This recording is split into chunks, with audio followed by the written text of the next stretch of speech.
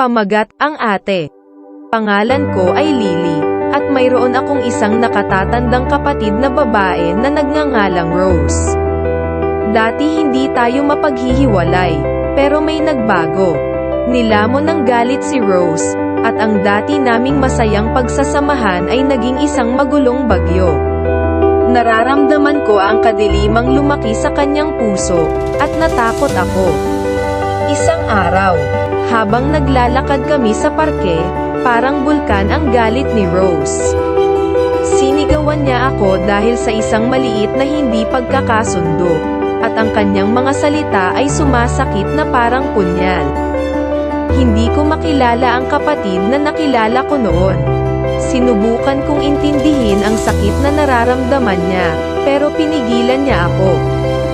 Habang lumilipas ang mga araw sa mga linggo, tila lalong tumitindi ang galit ni Rose. Para siyang nakikipaglaban sa mga demonyo sa loob niya. Gusto ko siyang tulungan, para ayusin ang aming pagsasama, ngunit patuloy niya akong tinutulak palayo.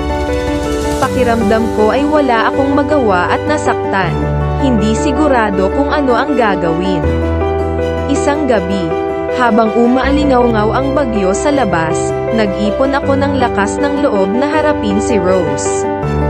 Sinabi ko sa kanya kung gaano ko siya na-miss, kung paano kami pinaghiwa-hiwalay ng galit niya. Napatili siya, inihayag ang sakit na dinadala niya noon pa man. Ito ay isang torrent ng mga emosyon. At ako ay nakinig, tunay na nakinig. Sa pamamagitan ng kanyang mga luha, ipinagtapat ni Rose na siya ay nalulumbay at nawala. Ang buhay ay nagdulot sa kanya ng sunod-sunod na malupit na suntok. At galit ang naging kanyang kalasag. Sa sandaling iyon, natanto ko na kailangan niya ng pagmamahal, hindi paghuhusga. Mula sa araw na iyon, tumayo ako sa tabi niya. Inaalalayan siya sa pinakamadilim na oras.